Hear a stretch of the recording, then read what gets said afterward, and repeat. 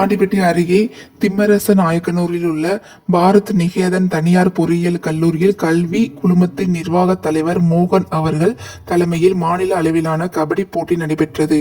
இந்த கபடி போட்டிக்கு அண்ணா பல்கலைக்கழகத்தின் கீழ் செயல்படும் பொறியியல் கல்லூரிகளுக்கான மண்டல அளவிலான போட்டிகளில் வெற்றி பெற்ற சென்னை, திருச்சி, மதுரை, கன்னியாகுமரி, சேலம் ஆகிய 19 மாவட்டங்களை சேர்ந்த அணிகள் பங்கேற்றது.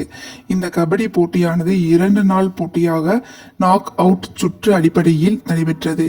2 நாட்களாக நடந்து முடிந்த போட்டியில் சென்னை புனித ஜோசப் பொறியியல் கல்லூரி அணி முதல் இடத்தையும், கோவை ஹிந்துஸ்தான் பொறியியல் கல்லூரி அணி 2ஆம் இடத்தையும், கன்னியாகுமரி லயோலா பொறியியல் கல்லூரி அணி 3ஆம் இடத்தையும் கைப்பற்றினர். போட்டியில் வெற்றி பெற்று முதல் 3 இடத்தை பிடித்த அணிகளுக்கு சிறப்பு விருந்தினர்களாக கலந்து கொண்ட அண்ணா பல்கலைக்கழக விளையாட்டுத்துறை தலைவர் செந்தில்குமார் மற்றும் ஆண்டிப்பட்டி துணை காவல் கண்காணிப்பாளர் சிவசுப்பு ஆகியோர் வெற்றி பெற்ற மாணவர்களுக்கு பதக்கங்களையும், கோப்பையையும், சான்றிதழ்களையும் வழங்கி பாராட்டினர்.